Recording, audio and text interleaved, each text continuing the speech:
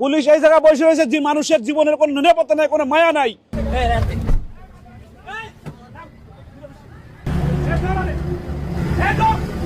আসসালামু আলাইকুম রহমতুল্লাহি ওয়া বারাকাতুহু। আমরা ধুলাইপাড় জ্যামে আছি। আজকে সচক্ষে দেখে এই যে লাঠি, এই লাঠি নিয়ে নামছিলাম, এই ড্রাইভারে কোপাতে আসছে দুই ছিনতাইকারী।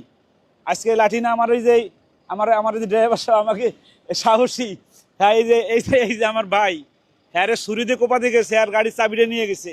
এই যে গাড়ি কি বিপদে পড়ছে, দেশ কোথায় আছে আল্লাহ আল্লাহ জানার মাবুদ জানে। পুলিশ কি করে এটাই বুঝি না। এই যে আমরা সাহস করি, আমরা নামছি, দৌড়াই পালাইছি। ভাই আপনার চাবি নিয়ে গেছে, এডুকেশন কথা কন, কি করছে আপনার সাথে? আইছে কোপাইতে, টাকা পয়সা চাইতেছে, মানিব্যাগ টান দিয়ে লয়ে গেছে। মানিব্যাগ লয়ে গেছে, 300-400 টাকা আছে, নিয়ে গেছে। যাক, আমার এখানে যে বক্তব্যটা, যে এইরকম যে জায়গাগুলো এখানে পর্যাপ্ত পুলিশ কেন দিয়ে রাখে না? জনগণের নিরাপত্তার জন্য আমরা কোটি কোটি টাকায় রাস্তার ট্যাক্স দেয় গাড়িগুলো। এই যে প্রত্যেকটা গাড়ি 50,000 1 লাখ টাকা করে আমরা ট্যাক্স দেই। আমাদের ট্যাক্সের টাকাগুলো নিয়ে বসে বসে ডিম পাড়ে না, কি করে এটাই বুঝি না।